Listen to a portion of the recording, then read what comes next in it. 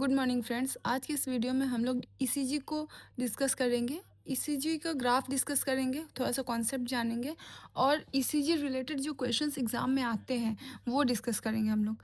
तो स्टार्ट करते हैं, पहले नॉर्मल ईसीजी के ग्राफ को देखते हैं। ठीक है, ये देखिए नॉर्मल ईसीजी का ग्राफ। कंपोनेंट्स वो थोड़ा सा एक बार देख लीजिए अच्छे से, उसके बाद हम लोग क्वेश्चन डिस्कस कर पाएंगे। देखिए पी, क्यू आर एस और टी।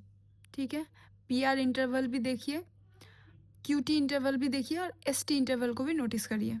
ठीक है, अब देखिए पी एट्रियल कॉन्ट्रैक्शन के कारण होता है, क्यू आर एस जो है वो वेंट्रिकुलर कॉन्ट्रैक्शन के कारण होता है और टी जो है वो वेंट्रिकुलर रिपोलराइजेशन के कारण होता है।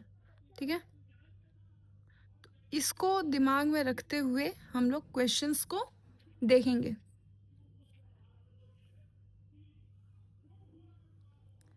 ये नॉर्मल ईसीजी का ही ग्राफ है। ठीक है, ठीक है, ये भी नॉर्मल ईसीजी है।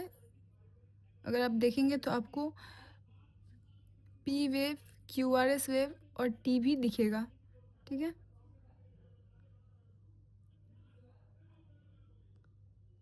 अच्छा question, which rhythm is shown in ECG. ठीक है, तो इस ईसीजी में क्या दिखाया जा रहा है यहाँ पे।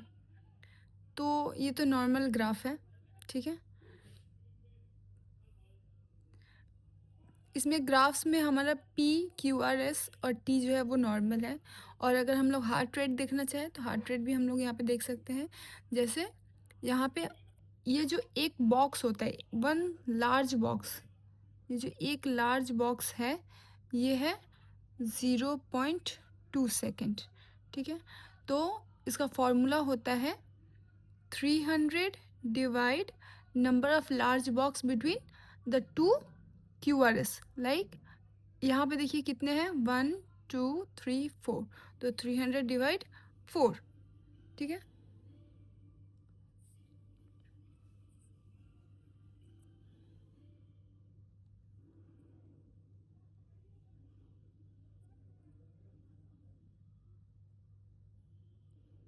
इसमें देखिए, इसमें अगर हम कैलकुलेट करें तो क्यू आर एस के बीच में कितने हैं, 1 2 1 2 3। तो यानी इसमें क्या होगा, 300/3। ठीक है, तो यानी ये क्या हो गया, ये नॉर्मल साइनस रिदम है। ठीक है, और हार्ट रेट जो नॉर्मल कितना कंसिडर किया जाता है, नॉर्मल 60 to 100 को कंसिडर किया जाता है। जैसे यहाँ पे ये डिवाइड करने पे कितना आता, 100 आता, 100 बीट पर मिनट आता। ठीक है, नेक्स्ट क्वेश्चन देखिए, ग्राफ्स देखिए।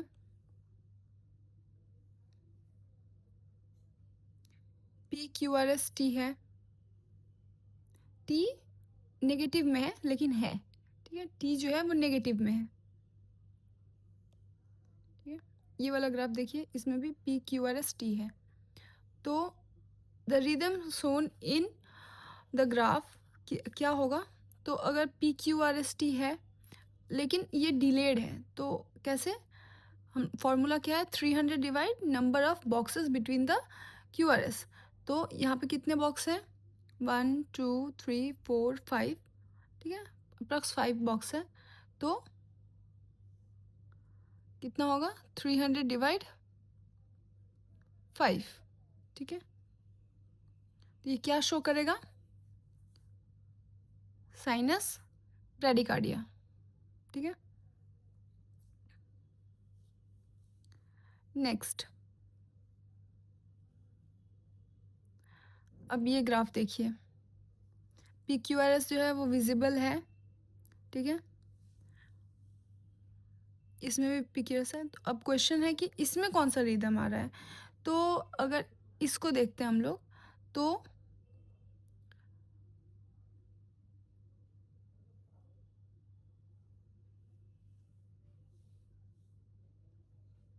देखिए क्यू आर एस के बीच में कितने बॉक्स हैं, 2 बॉक्स हैं। तो 300/2 कितना हो रहा है, 150।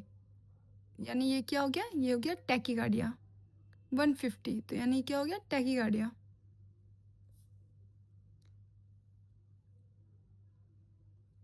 टैकीकार्डिया। क्वेश्चन 4 का ग्राफ देखिए।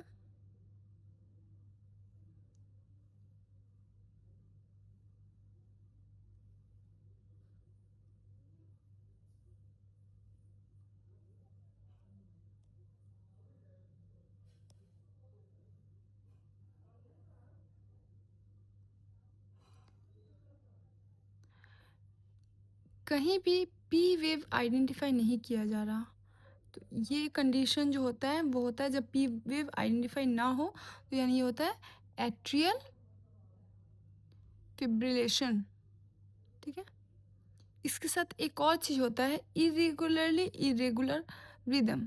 जैसे यहाँ पे देखिए 3 बॉक्स का डिफरेंस है, यहाँ 3 बॉक्स का डिफरेंस है। ठीक है। उसके बाद 2 बॉक्स का डिफरेंस है, फिर 4 बॉक्स का डिफरेंस है, फिर 2 बॉक्स का डिफरेंस है। तो ये रिदम जो है वो इरेगुलरली इरेगुलर है, तो ये हो गया एट्रियल फिब्रिलेशन। ठीक है। अच्छा, अब ये वाला पैटर्न देखिए।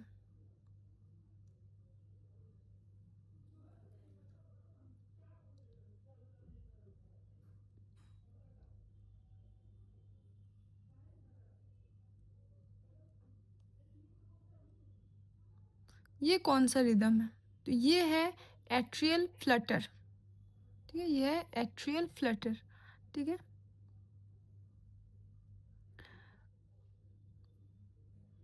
इसमें एट्रियल रेट जो है वो बहुत ज़्यादा रहता है, मतलब 2 पी वेव्स जो है वो बहुत, पी वेव्स के नंबर्स बहुत ज़्यादा रहेंगे।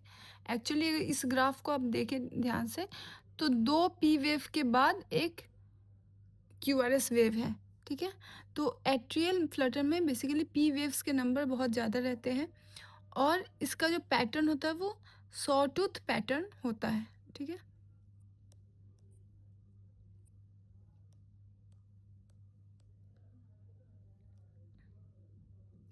Next question.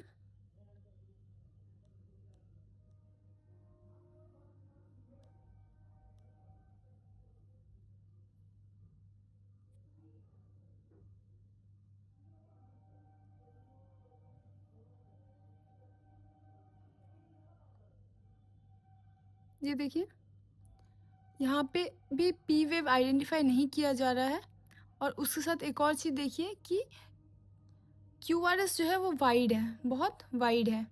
ठीक है। नॉर्मली 2 स्मॉल बॉक्स होता है क्यू आर एस में, लेकिन यहाँ पे क्यू आर एस जो है बहुत वाइड है। ये कंडीशन जो है वो है प्री मैच्योर वेंट्रिकुलर कॉन्ट्रैक्शन का कंडीशन। ठीक है। जहाँ पे पी क्यू आर एस जो है बहुत वाइड होगा, और पी वेव्स जो है वो आइडेंटिफाई नहीं होंगे। Next question.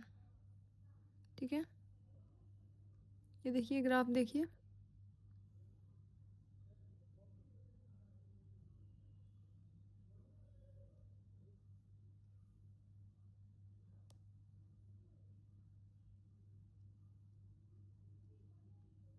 यहाँ पे हार्ट रेट देखिए, सिर्फ एक बॉक्स का डिफरेंस है।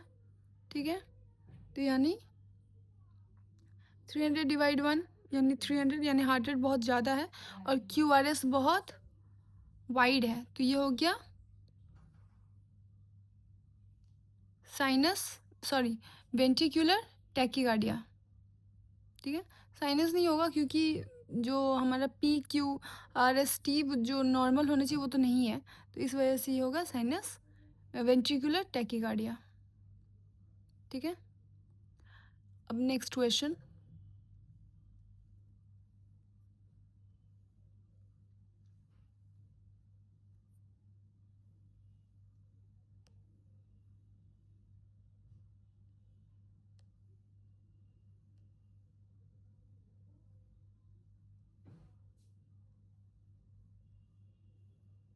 ग्राफ देखिए।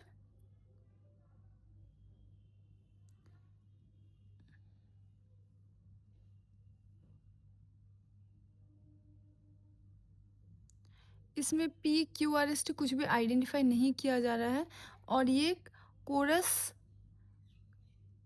कोरस पैटर्न में है, ठीक है। तो ये हो गया वेंट्रिक्यूलर फिब्रिलेशन, वीएफ। ये कंडीशन देखिए जिसमें एक फाइन लाइन बन जाएगा, तो ये एसिस्टोल का कंडीशन।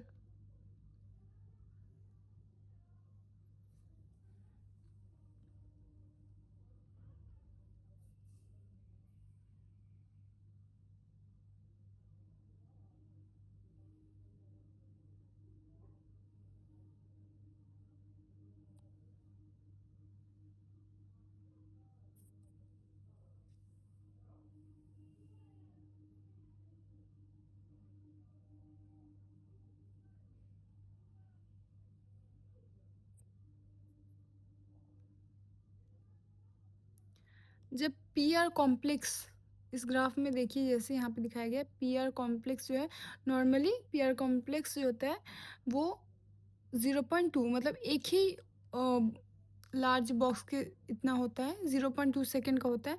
लेकिन अगर इससे बड़ा हो तो वो कंडीशन जो होगा पी आर अगर का ड्यूरेशन अगर डिले है तो वो होगा first degree A V block,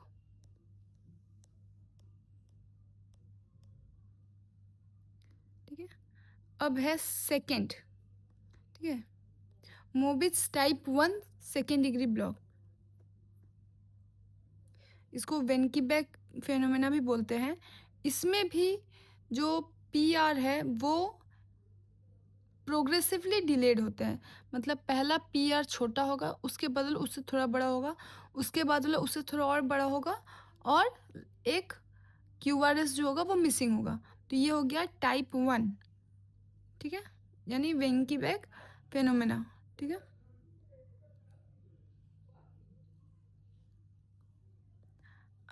अच्छा, अब ये वाला ग्राफ देखिए, ये वाला ग्राफ, ये है टाइप 2। टाइप 2 में क्या डिफरेंस है, इसमें भी क्यू आर डिलेड होते हैं, ठीक है, सॉरी पी आर डिलेड होते हैं, लेकिन ये जो होता है ये कांस्टेंट होता है, मतलब कांस्टेंट ही रहेगा। अगर मान लीजिए 0.5 हो रहा है तो ये सारे 0.5 ही रहेंगे, और अचानक से एक क्यू आर एस मिसिंग रहेगा, ठीक है। तो ये हो गया टाइप 2। कुछ और क्वेश्चंस हम लोग नेक्स्ट वीडियो में डिस्कस करेंगे।